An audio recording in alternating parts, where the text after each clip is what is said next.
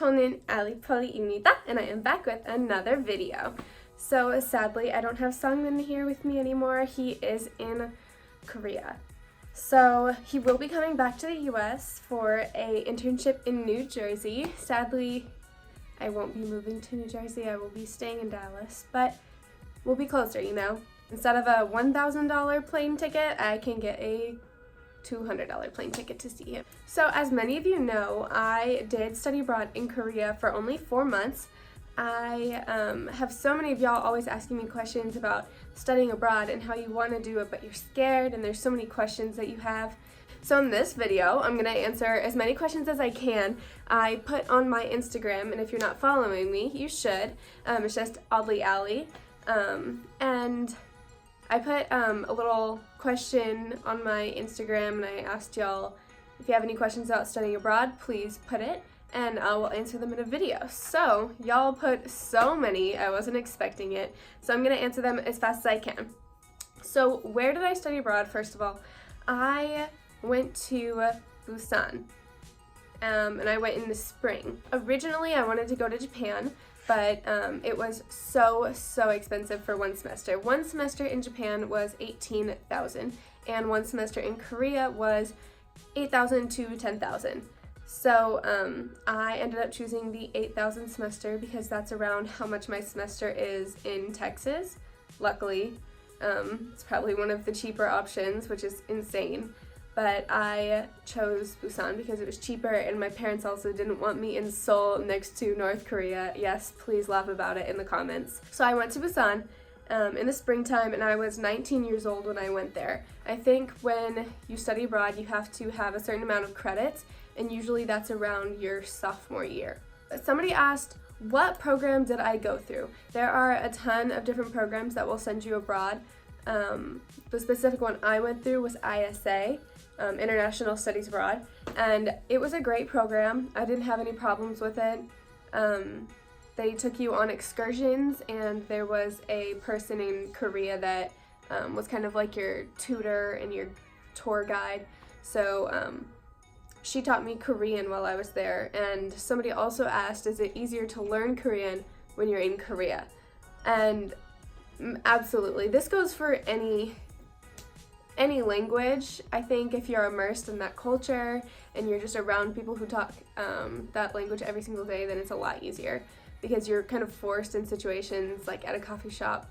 You can say like, can I have an iced Americano? But you can also say like, iced Americano 주세요, like please. It's super easy, and just saying that much will help you become more confident slowly, you know?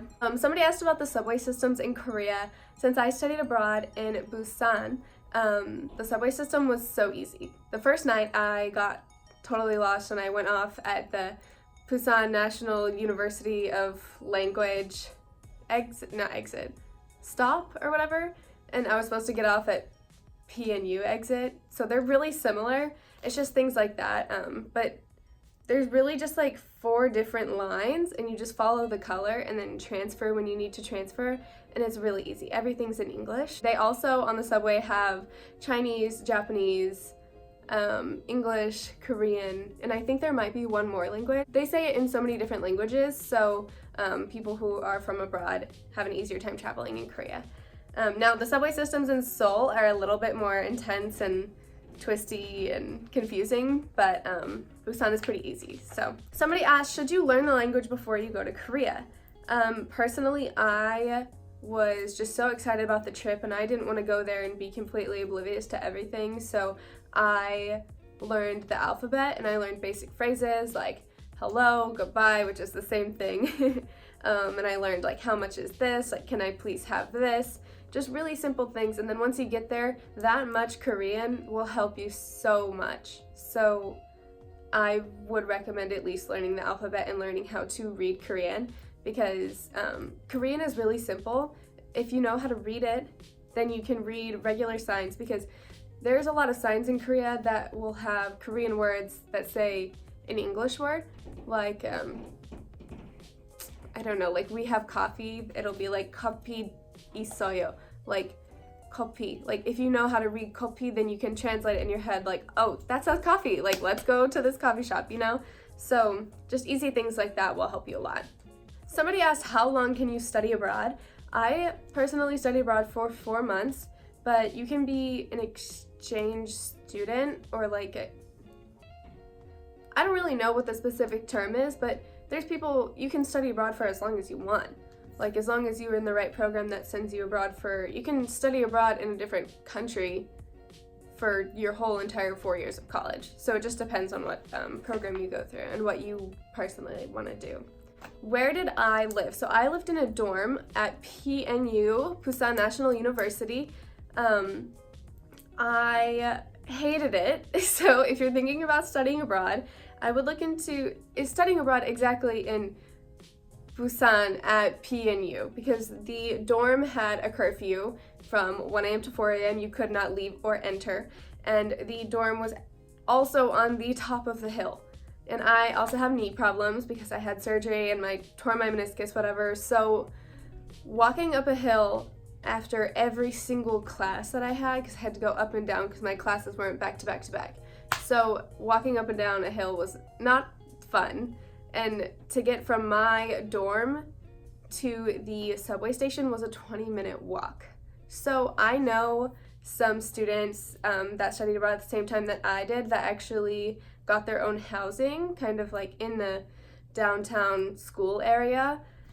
And I think that was probably a way smarter idea. There are a lot more complications that come with that because you have to be able to speak to the person renting you that place, and if you don't speak Korean, then you're gonna have a hard time finding a translator. So there's a lot of things to think about. But I'm sure that any other dorm is just fine.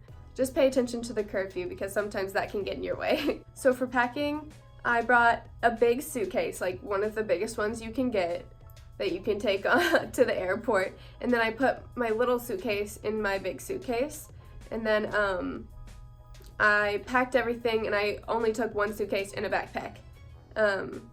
I wanted to take more, obviously, but I knew that when I went to Korea, I brought like 2 sweaters, 1 big jacket because it was freezing, and like 3 shirts and like 3 pants, and that's all. So, because I knew when I was in Korea that I was going to buy a ton of cheap clothes from the subways and stuff. So it's just depending on you. If you're going to buy a lot of things, make sure that you bring maybe even 2 check-in bags. I don't know. Anyways, because my friends, I saw them kind of struggle with carrying all their stuff to and from the airport, and like I was doing just fine. I had a little suitcase and a big suitcase and a backpack, and that was about as much as I could handle.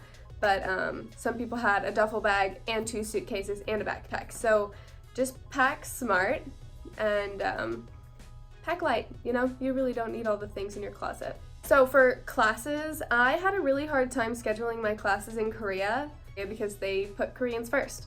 They go to that school first. So I was kind of like second on the list for everything. And classes in Korea are actually super weird. I remember they were like, okay, well, if you need to get into this class, you better go to that classroom as soon as it starts, even if you're not in it, and the professor might take you, which is really weird. So some people, like I know that my boyfriend Songmin went to a class and he was like, I really need to be in this class. I hope I can get in. And then the students did 가위바위보 to get in class. So if you won rock, paper, scissors, you got to stay in the class. So it's just like a weird system, and you just have to like get lucky with the classes. And as for like classes transferring over, you should try your best to stay in contact with your abroad advisor, because a lot of my classes that I took ended up not even transferring, so they just transferred as electives, which kind of sucks because that means that I have to take 2 more business classes here in the States, which is like really annoying because I took 2 really hard business classes in Korea, and I would have loved for those to count towards my major, but they didn't. So just be careful and stay in contact with your abroad advisor. Some people asked me, can I get a job while I'm in Korea? No, because you're on a student visa. It depends on the visa that you have, but I had literally a 4-month visa, so you're not allowed to earn money while you're there as a student. I know that there are other cases where you can anything else is illegal basically, unless you have a visa that says that you can work in Korea while you're there. So just make sure that you know what you can and can't do before you go to Korea, you know? And somebody said, I already said at the very beginning how expensive it was. It's expensive, like especially if you're new to saving money or new to college and you're using like student loans or getting help from the government. It's just plan accordingly to yourself. Like I knew that I had, so Korean semesters start like 3 months or 2 months later than ours. So I had 3 months winter break to earn as much money as I could. So I also had help from relatives and friends and stuff. I even started a GoFundMe page, like help me with my dream. So just do that. Like don't be afraid, you know, like let the people help you if they want to help you. Like don't feel like you're inconveniencing people. And then just work really hard. I worked 8 a.m. to 6 p.m. almost every single day with like a 8.25 job, like getting $8.25 an hour job, but I also got tips on top of that. So you just have to hustle. If you want to study abroad and you want this to happen, then you have to make it happen. People always say like, oh my god, what, you're so lucky you studied abroad. Like, I'm lucky, but at the same time I worked for this, you know? So some people are lucky and blessed with a ton of money that their parents can just give them. Like, oh, you want to go study abroad? Go do this. I didn't have that specifically from my parents because I also didn't want them to give that to me. Like, I wanted to work for it myself, you know? And I think that that was like a really big step in me becoming an adult and just like more mature. So just know what you're capable of and then just work hard for it. And the last fun fact just about Korea, somebody asked, is the food cheap? And how do you live in Korea on a budget? So the food is cheap in Korea. I would say that like a normal meal in Texas would be like from Chipotle or something, like kind of fast food would be like $8 or $9, you know? But I think that food in Korea is like $5 or $6. So you don't really have to worry about that. Koreans actually eat out for lunch almost like every day, unless they go to the cafeteria, but they don't because you have to pay for cafeteria food. It's like $3 or $4. So it's actually kind of just more fun going out and spending like $2 extra. Living in Korea, I spent a lot of money on clothes, and a lot of the clothes are not very good quality, so that's something that you just have to ask yourself, like, do I want to buy all these clothes if they're not going to last me a long time? I have a lot of my clothes still, but like at the same time, the quality does just get like worse and worse, and like buttons and stitching starts falling off. So I mean, like, I don't regret it. Like, I loved my wardrobe while I was living in Korea because it was different from what I had in America. So that was fun. So I bought as much clothes as I wanted because I saved up enough money to do that.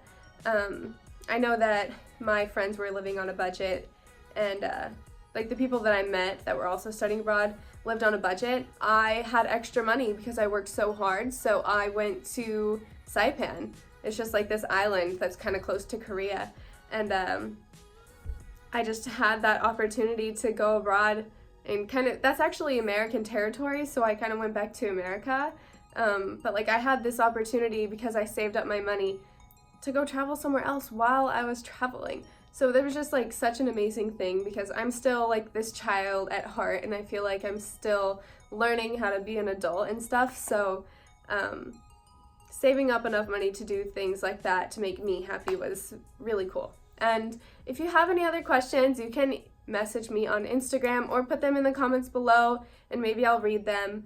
But yeah, so I am glad that I could talk about PNU because I know that when I was trying to study abroad, PNU was one of the most like ideal schools for me, but there wasn't a lot on YouTube about it. So if you're interested in it, I hope this video helped you. And I hope you don't stay in the dorm because it was really annoying. And yeah, so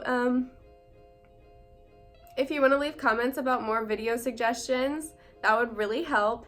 And I hope you liked this video. If you liked it, please just give it a thumbs up and subscribe. Help this family grow even stronger. Follow me on Instagram, and 나중에 봐.